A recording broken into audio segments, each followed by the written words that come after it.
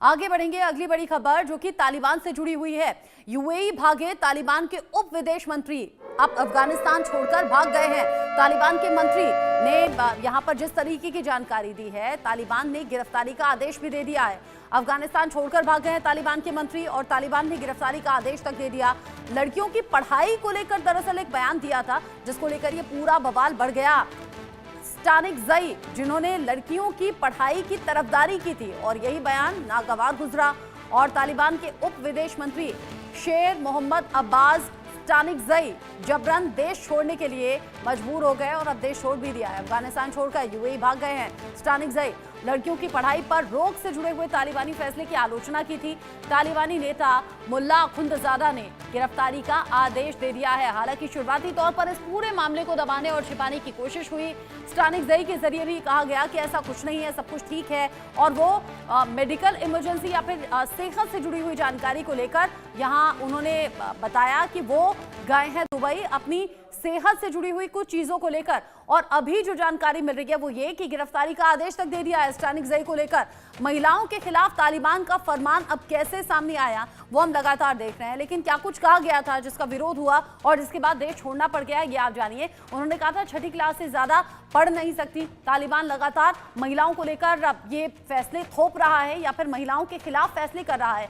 यहाँ लिखा ये बताया गया था कि घर से बाहर अगर जब भी जाना है तो हिजाब पहनना जरूरी होगा। अकेले महिलाएं यात्रा कर नहीं सकती, नौकरी नहीं कर सकती, पढ़ाई पर बंदिश लगा दी गई, ड्राइविंग लाइसेंस तक देने पर पाबंदी महिलाओं को लेकर लगा दी गई, पार्क, जिम, स्विमिंग पूल तक जाने पर रोक लगा दी। महिलाओं को यह भी आजादी नहीं कि वो ऐसी जगह भी जा सके दुकानों के बाहर महिलाओं की तस्वीर या फिर जो महिलाओं की डमी होती है वो तक लगाने पर पाबंदी। महिलाओं का कोई फोटो या बोर्ड दुकानों के बाहर भी नहीं लग सकता है। छठी क्लास से ज्यादा पढ़ नहीं सकती। आप जरा सोचिए कि किसी भी देश में अगर औरतों को ये आजादी ना हो, महिलाओं को, बच्चियों को पढ़ने की आजादी ना हो तो क्या होगा।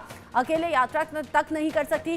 स्टानिक्ज़ई ने इन सभी बातों का विरोध किया था और ये कहा था कि बदलते दौर के साथ में इन सब बातों से वो सहमत है नहीं और वो चाहते हैं और उनका ये मानना है कि महिलाओं और बच्चियों पर लगी पाबंदियां हटनी चाहिए और समय के साथ में चलना चाहिए। लेकिन यहाँ तालिबान में अब पावर की टक्कर हो गई है। तालिबान के अंदर पावर के लिए लड़ाई हो रही है क्योंकि अलग अलग इस पर मत सामने आ रहे हैं। यहाँ कंधार गुट और हक्कानी नेटवर्क के बीच में टेंशन बहुत ज़्यादा बढ़ गई है और अखुंदजादा और सिराजुद्दीन हक्कानी में जंग के हालात यहाँ पर अभी नजर आ रहे हैं। हक्कानी अफगान की तालिबान सरकार में गृह मंत्री के पद पर हैं अभी और यहाँ अलग अलग जो विचारधाराएं हैं वो टकराव की बड़ी वजह मानी जा रही हैं।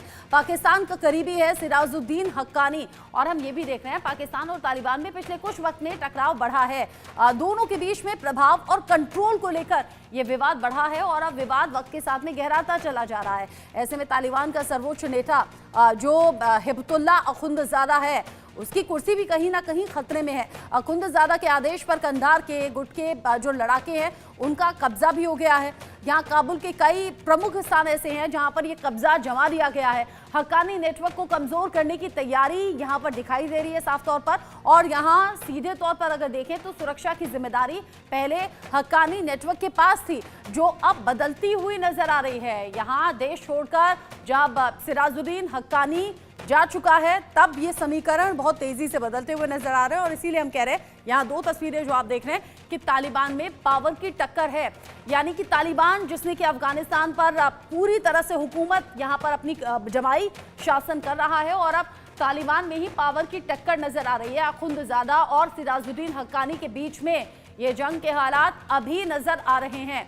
तो क्या अफगानिस्तान में जल्दी कुछ बड़ा होने वाला है, कुछ बड़ा एक्शन होने वाला है? इन सभी बातों को लेकर हम बात करेंगे। मेरे साथ में निपुण आलम बयान जी जुड़ गए हैं, विदेश मामलों के जानकार, और मेजर जनरल रिटायर्ड सुधाकर जी मेरे साथ में है डिफेंस एक्सपर्ट के तौर पर। आप दोनों का एक बार फिर से मैं स्वागत करती हूँ। और सुधाकर सर, अफगानिस्तान में जो कुछ हो रहा है पूरी तरह से तालिबान का शासन, तालिबान के फैसले और जिस वक्त इसकी शुरुआत हुई थी हम लगातार रिपोर्टिंग कर रहे थे, बता रहे थे कि कैसे महिलाओं का हक मारा जा रहा है। अब उसी तालिबान में विरोध के सुर उठे हैं और दो तरह की विचारधारा सामने आ रही है। सवाल ये कि क्या अब चीजें बदलने वाली हैं, क्या समीकरण बदलने के आसार इसे कहें? बहुत अच्छा मुद्दा आपने उठाया है। थोड़ी देर पहले बांग्लादेश के बारे में चर्चा कर रहे थे। वो शरिया लॉ जो इस्लामाइजेशन एंड जो रेडिकल्स की फैलाव है वो चीज़ कहाँ से, ये 21st सेंचुरी की बात अभी हम चर्चा कर रहे हैं। 21st सेंचुरी में अगर हम कोई liberal rules based international order देखने में नहीं मिलेगा तो फायदा क्या है? तो क्या ये मंजूर है पूरा विश्व को? नहीं है। तो ये जो तालिबान, जो इमरान खान 2021 को छाती पीट पीट के भेज रहे थे कि भाई हम भेज रहे हैं, हमारा स्ट्रेटेजिक डेप्थ बढ़ेगा, अभी वो स्ट्रेटेजिक कर्ज बन चुका है। कोई कारण है, मैं आपके मीडिया के थ्रू इतना कम समय में पूरा कवर नहीं कर सकता हूं, लेकिन ये जो पाकिस्तान के ऊपर जो घोरसाम अटैक हुआ है पिछले साल की, अगर आप स्ट्रेटेजिक स्टडीज का स्टैटिस्टिक्स लेते हैं, ये जो अटैक करीब करीब 1566 अटैक हुए हैं, बहुत सारे फौजी उनके मारे गए हैं, बहुत सारे सिविलियंस घायल हुए हैं। तो ये एक कारण हो सकता है कि पाकिस्तान का जो साजिश या इसके हाथ है, ये जो तालिबान के बीच में एक दरार पैदा करना या ये जो एक दूसरे के खिलाफ है कि ये करना। दूसरी बात मैं यही हाईलाइट करना चाहता हूँ रचना, अगर आपकी इजाज़त है, कि ये जो मिनिस्टर हैं उनके एक्सटर्नल अफेयर्स जो अभी भगोड़े हैं या इज फ्लेड टू दुबई, ये हिंदुस्तान में ट्रेनिंग लिए हैं, मैं उनको जानता हूँ। और हिंदुस्तान में ट्रेनिंग लेने का मतलब जो कह रहे हैं बिल्कुल सही कह रहे हैं, विश्व उनको सपोर्ट करना चाहिए।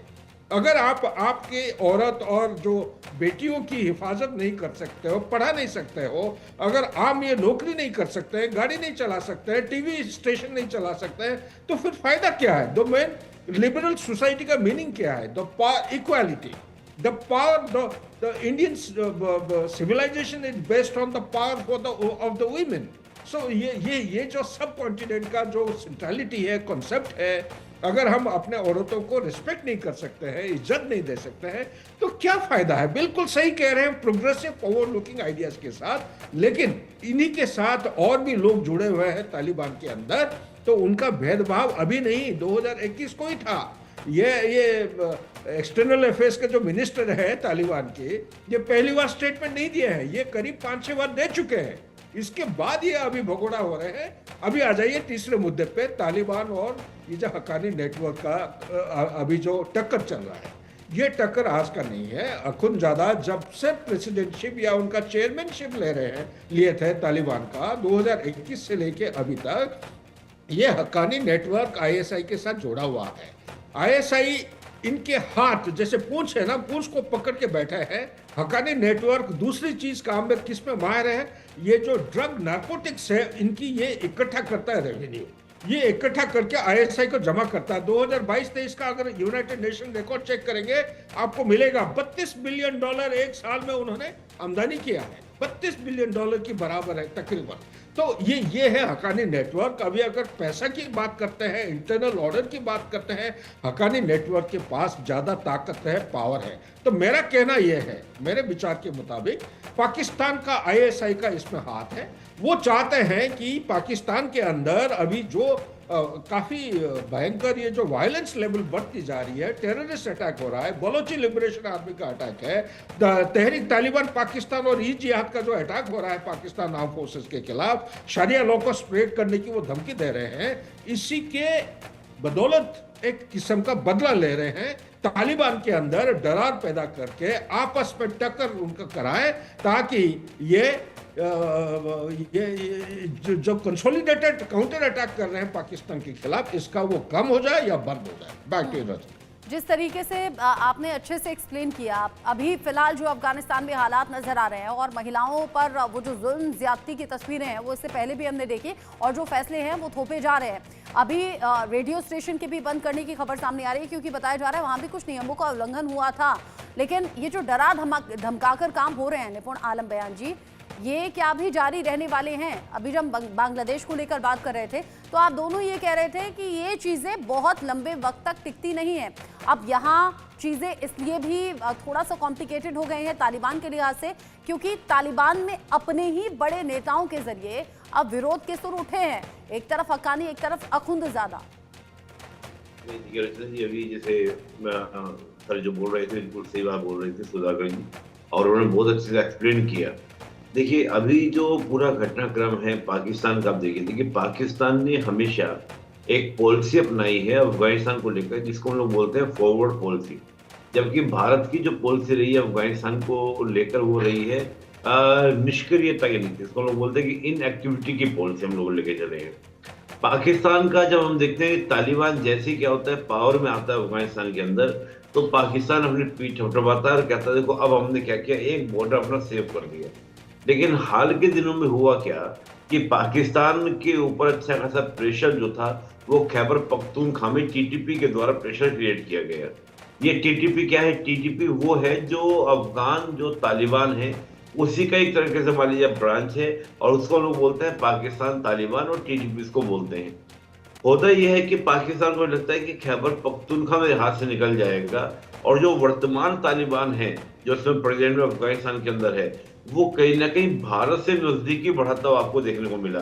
यहाँ तक कि हमारे जो सेक्रेटरी हैं वो तक क्या हुए, तालिबान के विदेश मंत्री से उनकी मुलाकात तक हुई, और उस मुलाकात से बातें हुई कि अफगानिस्तान के अंदर जितने भी प्रोजेक्ट भारत के हैं उनको दोबारा से क्या किया जाएगा, रीस्टार्ट किया जाएगा। तो कहीं ना कहीं जो कि स्ट्रेटेजिकल एज देख रहा था पाकिस्तान अफगानिस्तान के अंदर वो उसके हाथ से छूटता हुआ दिखाई दिया। ऐसे में पाकिस्तान की जरूरी क्या था कि पाकिस्तान जो वर्तमान में तालिबान गवर्नमेंट है उसके अंदर कुछ क्या किया जाए, डिस्टर्बेंस क्रिएट किया जाए, कुछ इश्यूज क्रिएट किया जाए। अब उन इश्यूज को लेकर होता क्या है कि जिन मुद्दों की हम बात कर रहे हैं कि वो ये इस मुद्दे से उनको नाराज चल रहे हैं, इस मुद्दे से फूट पड़ी है। लेकिन मैं ये मानता हूं कि दोनों ही बातें सही हैं। देखिए अफगानिस्तान कोई भी आप संगठन देखेंगे उसके अंदर आपको दो तीन विचारधाराएं देखने को मिलेंगी। जो भी वर्तमान जो हक्कानी नेटवर्क की हम बात कर रहे हैं और जो उप विदेश मंत्री जो समय आपके सऊदी में बैठे हुए हैं, हाँ। वो थोड़ा लिबरल अप्रोच से लेकर चलने का प्रयास कर रहे हैं। लेकिन वर्तमान जो गवर्नमेंट का कंट्रोल तालिबान के ऊपर है, या जो वर्तमान में सर्विस के चेयरमैन जो बने हुए हैं, उनका कहना है कि हम एक ट्रेडिशनल तरीके से क्या करेंगे, तालिबान को यानी कि अफगानिस्तान को लेकर चलेंगे। तो ये जो टकराव है, ये टकराव हमको देखने को मिल सकता है विचारधारा के आधार पर, आइडियोलॉजिकल बेस पर, और उसको मैं मान सकता हूँ कि आंतरिक रूप से सॉर्ट आउट किया भी जा सकता है। लेकिन जब इस प्रकार की बातें हों कि गिरफ्तारी कर ली जाए, उनको अरेस्ट कर लिया जाए, मुझे लगता है कि यहाँ पर कहीं ना कहीं साजिशें हैं, और इस कदर तक क्या कर दिया गया है कि एक दूसरे के मन में भर दिया गया है। पिछले दिनों मीटिंग भी हुई है, जो वर्तमान तालिबान सरकार से असंतुष्ट वहां पर जो लोग हैं उनकी मीटिंग सऊदी के अंदर हुई कि कैसे हम तालिबान को वहां पर क्या क्या हटाए, और हटाकर एक वहां पर डेमोक्रेटिक और इस गवर्नमेंट लेकर। मीटिंग के पीछे पाकिस्तान का भी हाथ हो सकता है क्या? क्योंकि सिराजुद्दीन हक्कानी पाकिस्तान का करीबी भी कहा जाता है, तो क्या इसके पीछे पाकिस्तान भी हो सकता है? नहीं, बिल्कुल मैं वही बात कह रहा हूँ, पाकिस्तान ही है।